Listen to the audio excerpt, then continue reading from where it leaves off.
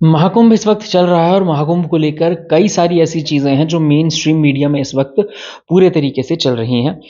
वहीं पर एक शख्स हैं जो बहुत ज़्यादा महाकुंभ मेले में फेमस हो रहे हैं, जिनको आईआईटी बाबा के तौर पर बुलाया जा रहा है। नाम लेना मुझे मुनासिब नहीं लगता उनका।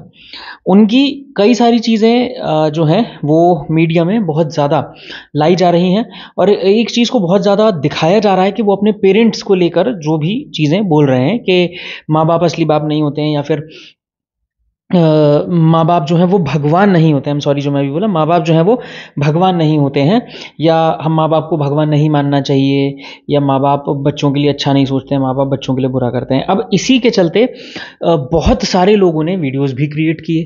पहले मैंने सोचा था कि ये बहुत एक बचकानी सी बात है, शायद एक शख्स जिसका कि एक ऐसा पास्ट रहा है जिसके वो ट्रॉमा से बाहर नहीं आ पाया, तो वो इस तरीके की बात कर रहा है, तो उसको कवर करना मैंने ज़रूरी नहीं समझा। लेकिन अब बहुत सारे लोग इस टॉपिक पे वीडियो बना रहे हैं और उसका फेवर ले रहे हैं। यहाँ पर मैं कुछ चीज़ें आप लोगों से डिस्कस करना चाहता हूँ। सबसे पहली चीज़, ये बिल्कुल ठीक बात है, हो सकता है उस शख्स को जब वो बच्चा था बहुत ज़्यादा टॉर्चर किया गया हो, उसने एक अच्छे पेरेंट को ना देखा हो, उसके जो पेरेंट्स रहे हो, मतलब उसका पर्सनली उसका जो एक्सपीरियंस है अपने पेरेंट्स के साथ वो उतना अच्छा ना हो। लेकिन सिर्फ इस एक बात के जरिए आप ये नहीं कह सकते हैं कि पेरेंट्स को भगवान नहीं मानना चाहिए। मुझसे पर्सनली अगर आप पूछें या डिस्कस करें तो मैं इस बात को सिरे से खारिज करता हूं। मेरा मानना यह है कि भगवान अगर कोई है तो वो पेरेंट्स हैं बस। बहुत सारी चीज़ें हैं, ये बहुत डिबेटेबल एक चीज़ भी लोगों के लिए हो जाती है। अब ये अपना अपना माइंडसेट है, मेरा मानना ऐसा है, मेरा बिलीफ सिस्टम ऐसा है, आप कुछ और मान सकते हैं। लेकिन लेकिन मैं आपसे ये नहीं कह सकता कि अपने पेरेंट्स को भगवान मानो। तो उसी तरीके से आप भी किसी और से ये नहीं कह सकते हैं कि अपने पेरेंट्स को भगवान मत मानो। अब समझने वाली बात इसमें ये आती है कि उनके साथ बचपन में जो भी हुआ हो, जिसकी वजह से वो ट्रॉमेटिक एक्सपीरियंस फील कर रहे हो, उनके फादर ने जिस भी तरीके से उनके साथ या उनकी मदर के साथ बर्ताव किया हो। एक फादर, मैं आम बात कर रहा हूं, अपने लिए कुछ चीज़ें नहीं लेता है, अपने बच्चों की हर चीज़ पूरी करता है। आप अपने घर पे ही देख लीजिएगा, आप इस चीज़ को बहुत अच्छे से समझेंगे। प्यार बहुत ज़्यादा आपसे करते होंगे आपके फादर, और कभी इसको दिखाएंगे नहीं, लेकिन जो भी चीज़ की जा रही होगी आप ही के लिए की जा रही होगी। अगर आप एक लड़की हैं तो आपके लिए एक एक पैसा जोड़ा जा रहा होगा जिससे कि आपकी अच्छी शादी की जा सके। कई लोग दहेज इसलिए नहीं देते हैं कि सामने वाले को ज़्यादा पैसा दे दें या समाज में ये दिखाएं कि हमने इतना दिया है।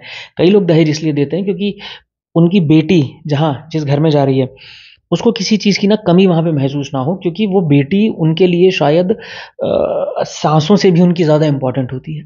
बेटों के लिए भी अच्छी से अच्छी जगह बच्चों को पढ़ाने की कोशिश करते हैं पेरेंट्स। तो आप क्या दे दोगे उनको?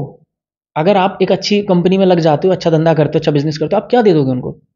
थोड़ा बहुत पैसा दे सकते हो, है ना? लेकिन ये नहीं चाहिए आपके पेरेंट्स को। आपके पेरेंट्स को सिर्फ़ आपका साथ चाहिए। अब यहाँ पर बात ये आती है कि हमने नहीं बोला था उनको कि हमें पैदा करें, या फिर हमारे लिए किया ही क्या है। सिर्फ़ और सिर्फ़ आपके बनने से लेके, आप एक कोशिका थे, एक सेल थे, ज़ायगोट बनता है, शायद पता हो आपको। एक ज़ायगोट थे आप, मेल और फीमेल गैमीट मिला एक ज़ायगोट बने। उस ज़ायगोट से बनने से और 9 महीने तक उस माँ ने अपने गर्भ में आपको रखा। 9 महीने छोड़ो, 9 घंटे आना बांध के, 1 किलो ही बांध के चल के देखो, पता चल जाएगा। उसके बाद जब एक बच्चे को जन्म दिया जाता है तो एक महिला के शरीर में 22 हड्डियों के टूटने जितना दर्द होता है अगर नॉर्मल डिलीवरी होती है तो। अब आप कहोगे नहीं, हम तो जी ऑपरेशन के ज़रिए हुए थे। ऑपरेशन उस समय दर्द नहीं होगा, लेकिन उसके बाद ज़िंदगी भर निशान और दर्द दोनों एक माँ के रहते हैं। जब बच्चा पैदा होता है ना, तो शुरू के 1 साल तक पूरी रात नहीं सोता, वो जगता है, उसको कब भूख लग रही है, कब क्या हो रहा है, क्या नहीं हो रहा है, ये सारी चीज़ें उसके माँ और बाप मिलकर देखते हैं। तो ये कोई सवाल है ही नहीं, इवन आई एम स्टूपिड जो मैं इन चीज़ों को डिस्कस कर रहा हूँ कि हम पेरेंट्स को किसी से कंपेयर कर सकते हैं। जो ईश्वर जिन्हें कहते हैं, ठाकुर जी, श्री कृष्ण जी, राधा रानी, राम जी, हनुमान जी, शिव जी, इनको आप दोस्त मान सकते हो, लेकिन भगवान तो सच में माता-पिता है। अगर आपसे चाह भी रहे हैं कि पढ़ लो, कर लो, तो उनके सपने पूरे करने में कोई बुराई नहीं है ना? अपने सपने पूरे करने, क्या करोगे सपने पूरे करके यार? तुम जब उसी को नहीं समझ रहे हो जिसने तुम्हें सपना देखने लायक इस जीवन में लाया है। अब सवाल ये आता है, तुम्हें किसने जन्म दिया? माँ-बाप ने जन्म दिया, तो माँ-बाप जो हैं वो भगवान हो गए। अच्छा, तो उनको किसने जन्म दिया? उनको किसने जन्म दिया? उनको किसने जन्म दिया? भाई ऐसे तो फिर अर्थ को किसने बनाया? यूनिवर्स को इस पे आ जाओगे, फँसे रह जाओगे। सिद्ध होना या साधु बनना, मेरी नज़र में सबकी अलग डेफिनेशन है देखो, और सबको मौका है सब अपनी बातें रखते ही रखते हैं, तो मैं भी अपनी बात रखूंगा ही रखूंगा।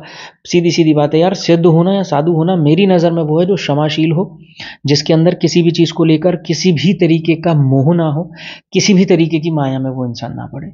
गांजा पी के, सिगरेट पी के, तो ये भी वो सात्विकता नहीं है। सोचो मरने के बाद क्या हो जाएगा, क्यों सोचना है,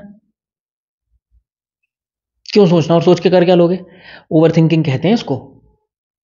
अगर आप ये सोचो मरने के बाद क्या होता है, पैदा होने से पहले क्यों सोचना है? आज इस मोमेंट में खाओ, मैं अपने स्टूडियो में बैठा हूँ, मेरे सामने मेरा माइक है, मेहनत से मैंने कमाया है, अपने फ़ोन से मैं रिकॉर्ड कर रहा हूँ, कैमरा से भी रिकॉर्ड नहीं कर रहा हूँ, मेरे चारों तरफ में लाइट्स हैं और सब कुछ है। एक टाइम था मैं अपने घर पे काम कर रहा था, तो मैं इनके लिए ग्रेटफुल हूँ। इस मोमेंट में I am living my life, क्योंकि मुझे ये करना अच्छा लगता है। I have been doing this since last 1.5 decade. तो मैं उस चीज़ पे चल रहा हूँ। यही चीज़ बड़े-बड़े संत समझाते हैं, यही चीज़ कोई भी इंसान जिसे विज़डम है वो समझाएगा। Be in the moment. Past में भी ये हो गया, वो हो गया, माँ बाप बेकार, उनको भगवान मत समझो। मरोगे तो क्या हो जाएगा? क्यों सोचना यार, तुम्हें पता भी नहीं चलेगा मरोगे तो क्या होगा। अगर ये चीज़ें पता चल सकती तो शायद किसी ना किसी को तो पता चली होती।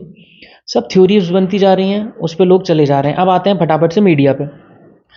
आपने अगर ज़रा सा भी नोटिस किया हो तो पूरी की पूरी मेन स्ट्रीम मीडिया, जो मुझे पर्सनली जानते हैं लोग, वो जानते हैं कि मैं कई बड़े बड़े नेशनल टेलीविजन चैनल में एज एन एंकर प्रोड्यूसर काम कर चुका हूँ काफ़ी लंबे समय तक, और उसके बाद मैं इंडिविजुअल पत्रकारिता कह सकते हैं या डिजिटल मीडिया के जरिए अपनी बात को रखता हूँ और अपने काम को करता हूँ अपने कार्य क्षेत्र में। लेकिन यहाँ पर मुझे फ्रीडम है, जो मैं बोलना चाहता हूँ वो मैं बोल सकता हूँ। महाकुंभ हो रहा है, कितने न्यूज़ चैनल्स ऐसे हैं जो ये बता रहे हों कि महाकुंभ क्यों हो रहा है, जो इस महाकुंभ से होने वाले धार्मिक, आध्यात्मिक और शारीरिक फायदों के बारे में बात कर रहे हैं, ऐसी चीजें बता रहे हैं। क्या बताया जा रहा है? एक आईआईटी से बाबा आए, एक आईआईटी से लड़का आया, बाबा बन गया।